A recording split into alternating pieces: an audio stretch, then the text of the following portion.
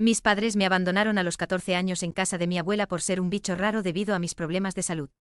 Ahora me ruegan que les dé mi herencia para ayudar a mi hermano a salir de su lío. Cuando era pequeña me diagnosticaron epilepsia, y desde muy temprano entendí que algo en mi familia había cambiado para siempre. Mis padres nunca estuvieron preparados emocional ni mentalmente para criar a una niña con problemas médicos, y en lugar de intentar adaptarse, empezaron a tratarme como si fuera un error, como una carga con la que no sabían qué hacer. Yo tenía alrededor de 6 años cuando empecé a notar claramente la diferencia entre cómo trataban a mi hermano mayor y cómo me trataban a mí. Él era 3 años mayor, sano, fácil, el hijo perfecto. Yo, en cambio, era el problema constante. Para ellos mi existencia parecía una complicación inesperada.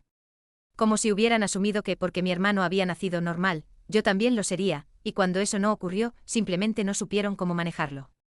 A los 8 años, las cosas empeoraron aún más cuando me diagnosticaron dislexia y TDA severo. Eso fue el punto de quiebre definitivo. En lugar de apoyarme, mis padres parecían cada vez más resentidos conmigo. Nunca se molestaron en ocultarlo. Me hacían sentir que solo me toleraban, que no me querían realmente, que yo era una obligación incómoda. Mi infancia no fue difícil solo por mis enfermedades, sino principalmente por la forma en la que mis propios padres reaccionaron ante ellas. Me trataban como a una paria dentro de mi propia casa. Nunca me sentí incluida. Caminaban sobre cáscaras de huevo cuando yo estaba cerca, y cada vez que entraba a una habitación, las conversaciones se detenían en seco, como si mi presencia apagara toda la vida del lugar. Eso empezó cuando yo ni siquiera tenía 10 años y solo empeoró con el tiempo. Mi salud mental era frágil, y vivir en un hogar donde constantemente me hacían sentir no deseada me terminó rompiendo por dentro. Cuando llegué a la adolescencia, exploté. Dejé de esforzarme en la escuela a propósito, empecé a reprobar clases deliberadamente, no porque no pudiera, sino porque estaba llena de rabia. Era mi forma torpe y desesperada de intentar que mis padres me miraran, que reaccionaran, que demostraran que les importaba. Me volví desafiante, grosera, problemática. Empujé a todos lejos, incluso a mis amigos, aun sabiendo que estaba mal, pero no sabía cómo manejar tanto dolor. Cada vez que la escuela llamaba a mis padres por mis problemas de conducta, ellos solo suspiraban con fastidio. Ni siquiera se molestaban en castigarme o corregirme. Simplemente decían que yo no era normal, que no estaba bien de la cabeza, y usaban eso como excusa para todo. Me ignoraban por completo. Yo hacía berrinches en casa, gritaba, rompía cosas, cualquier cosa con tal de obtener atención, pero ellos solo rodaban los ojos, hablaban entre ellos como si yo no existiera y decían cosas como que estaba teniendo otro episodio, y que debía aprender a ser normal. Eso era todo lo que recibía de ellos. A los 14 años, finalmente crucé una línea que cambió mi vida para siempre. Llevé un paquete de cigarrillos a la escuela y fumé uno en plena clase. Cuando el profesor me exigió que parara y me sacara del aula, le levanté el dedo medio. Ese fue el punto de no retorno. Ya había tenido muchos problemas antes, pero esta vez me expulsaron. Y fue entonces por primera vez que mis padres realmente explotaron. Ese día me dijeron cosas que jamás olvidaré.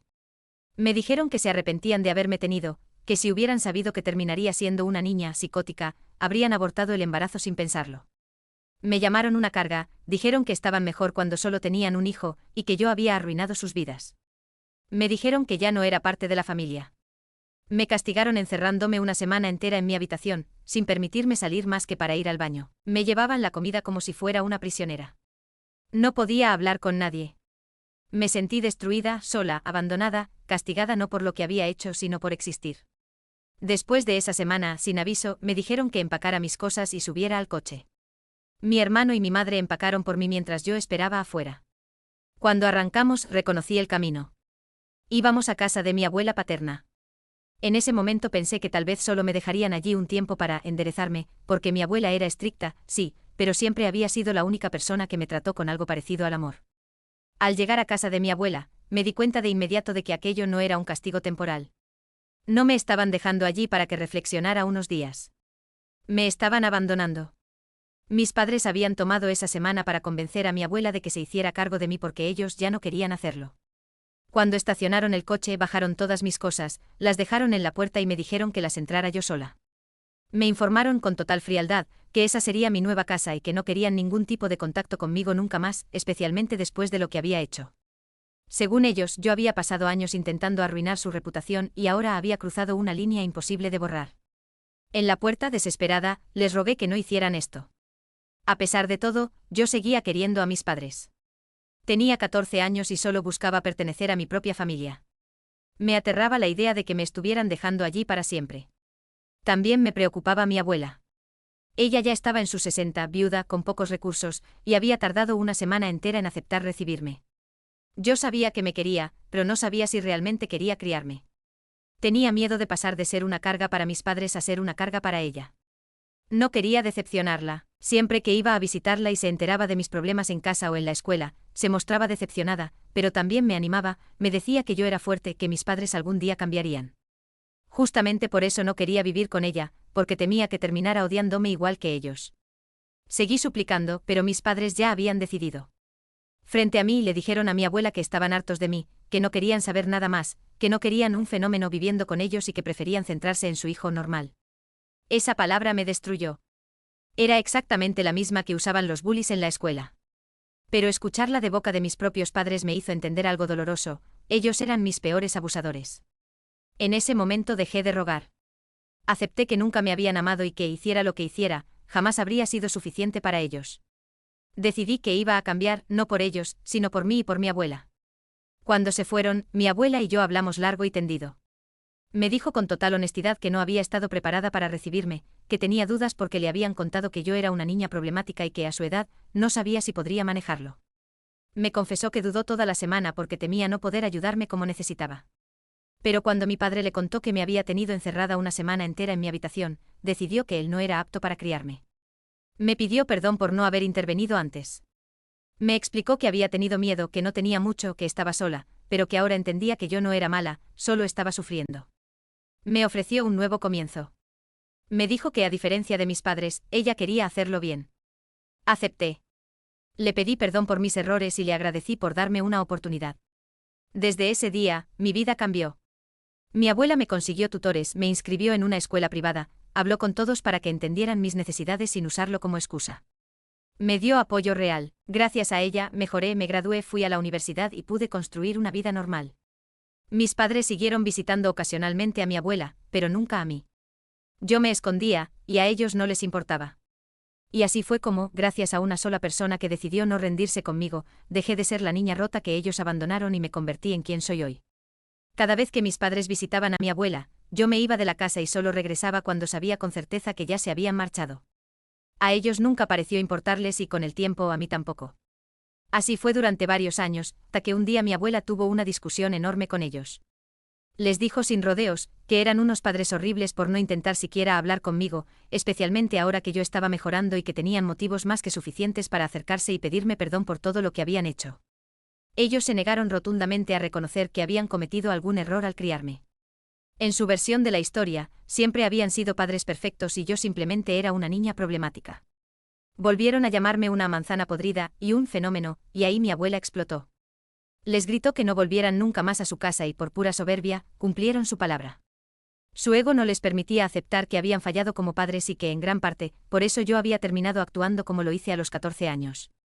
Gracias a la guía de mi abuela yo había cambiado, pero ellos jamás quisieron entenderlo. A partir de ese momento no volvimos a hablar durante casi 10 años. Para mi abuela y para mí, dejaron de existir. Durante ese tiempo logré muchísimas cosas, alcancé metas importantes y construí una vida de la que me sentía orgullosa, pero nunca hablé con mis padres ni ellos intentaron contactarme, a pesar de que nunca los bloqueé en redes sociales. Podían haberlo hecho si realmente hubieran querido. Simplemente eligieron no hacerlo. Todo cambió cuando mi abuela falleció hace unos meses. Fue devastador para mí. Ella había sido la única persona que siempre estuvo de mi lado, incluso cuando ya no vivíamos juntas porque yo me había mudado para estudiar y luego trabajar. Seguía siendo mi apoyo, mi hogar emocional. Todavía estaba tratando de procesar su muerte cuando, menos de 6 meses después, mis padres aparecieron en mi puerta. No venían a disculparse. Venían a exigirme que compartiera mi herencia con ellos. Según me dijeron, mi hermano, ese hijo normal y sano, en el que habían puesto todas sus esperanzas, no estaba tan bien como esperaban y ahora necesitaban mi ayuda para arreglar el desastre en el que se había metido. Me sorprendió que él no viniera con ellos, porque siempre había sido así antes. Por un momento pensé que quizá esta visita traía una disculpa largamente esperada. Después de unas palabras superficiales y condolencias vacías, fueron directo al grano. Me explicaron que durante la universidad mi hermano había desarrollado un problema de drogas y que ahora eso estaba afectando seriamente su capacidad para trabajar. Intentaron minimizarlo, pero estaba claro que la situación era grave. Querían que compartiera mi herencia para pagarle un centro de rehabilitación. Les pregunté por qué no podía ir a un programa de bajo costo, algo que ellos pudieran pagar, y me dijeron que ya lo habían intentado, pero que no era suficiente para él y que necesitaba un programa residencial muy caro. Yo no conozco de cerca el mundo de las rehabilitaciones, pero sí sé que ahora tengo un buen trabajo, estabilidad económica y que mi abuela había sido cuidadosa con su dinero durante años. Y también sé que mis padres, aun sabiendo todo esto, jamás se dignaron a pedir perdón ni a arreglar las cosas, ni siquiera cuando sabían que probablemente algún día necesitarían ayuda. Aún así, les dije que estaba dispuesta a ayudarlos económicamente, pero con una condición muy clara: tenían que reconocer públicamente todo lo que me hicieron. Tenían que admitir cómo me trataron, las cosas horribles que me dijeron, la forma en que me abandonaron y también cómo trataron a mi abuela. Además, debían reconocer públicamente que ahora necesitaban mi ayuda y explicar por qué. Durante años mantuvimos todo en privado porque mi abuela no quería conflictos, pero ahora que tenían el descaro de venir a pedirme dinero, sentí que ya no debía protegerlos. Cuando les dije esto, se quedaron en shock. Intentaron negociar, me llamaron egoísta e irrazonable, pero me mantuve firme. Les dije que podían aceptar mi condición o irse. No tenía ningún problema en ayudar a mi hermano, no le guardo rencor, pero mis padres debían asumir su responsabilidad. No había otra manera de que yo pudiera cerrar esa herida. Ese dinero era el de mi abuela, la misma mujer a la que despreciaron y nunca respetaron. Si querían su dinero, tenían que reconocer su culpa. Así de simple. Se fueron entre lágrimas, reproches y acusaciones, pero no cedí. Ahora siguen llamándome, diciendo que mi hermano está muy mal y que necesita mi ayuda urgente. Pero no entiendo por qué esperan que yo haga por ellos lo que ellos jamás hicieron por mí. Mi abuela y yo estuvimos solas durante años. Ellos nunca se preocuparon, nunca ayudaron, nunca preguntaron. Ni siquiera se habrían enterado de su muerte si no hubiera sido por otros familiares. Entonces, ¿por qué debería ayudar a personas que solo aparecen cuando necesitan algo? Después de todo lo que había pasado, solo quería asegurarme de algo: saber si era la mala por decirle a mis padres que no los ayudaría económicamente si no aceptaban y reconocían públicamente todos sus errores. Personas que no habían tenido absolutamente nada que ver con mi vida durante los últimos 10 años, que me abandonaron cuando más los necesitaba y que ahora aparecían únicamente porque necesitaban dinero, pretendían que yo actuara como si nada hubiera pasado. Actualización 1. Quiero agradecer a todos los que comentaron en mi publicación original. Estoy bien, aunque el duelo por la pérdida de mi abuela ha sido muy difícil. Ella era mayor y sé que vivió una vida plena, sin arrepentimientos, y eso me da algo de paz. En cuanto a mis padres, siguen intentando contactarme por internet, pero ya les dejé claro que si no cumplen mi condición, pueden olvidarse por completo de cualquier dinero. Sé que mi abuela me dejó todo en su testamento y estoy segura de que ellos también lo saben, porque el abogado envió los correos correspondientes. Ahora no les queda más que lamentarse. No pienso retractarme. Ha pasado una semana desde la última vez que hablé con ellos y, como ninguna de sus tácticas funcionó, comenzaron a enviarme fotos de mi hermano. Se ve terrible, en un estado realmente lamentable. Me mandan esas imágenes diciéndome que este es el hijo que necesita mi ayuda y que debería dar un paso al frente. Y yo solo puedo pensar una cosa: ¿dónde estaban ellos cuando yo necesitaba ayuda? Me abandonaron y si no hubiera sido por mi abuela, no sé dónde habría terminado. Nunca se preocuparon por mí. Y aunque me duele ver a mi hermano así, no voy a ayudarlos si no se disculpan por lo que hicieron. Y tiene que ser público. Quiero que todos sepan qué tipo de personas son realmente. Si pueden dejar su orgullo de lado por una sola vez, entonces ayudaré, porque para mí esto siempre fue sobre romper ese orgullo que los llevó a destruir todo. Ahora solo quiero ver qué pesa más para ellos, su hijo o su orgullo. Actualización 2. 10 días después de la última vez que hablé con ellos, dejé de responder por completo. Entonces aparecieron de nuevo en mi puerta, esta vez trayendo a mi hermano con ellos. Desde el primer momento fue horrible. Les dije que no podían hacer eso, estaban usando a mi hermano como una herramienta emocional y que eso solo empeoraba sus posibilidades conmigo. Les pedí que se fueran. Se negaron al principio y me dijeron que no se irían hasta que prometiera ayudarlos.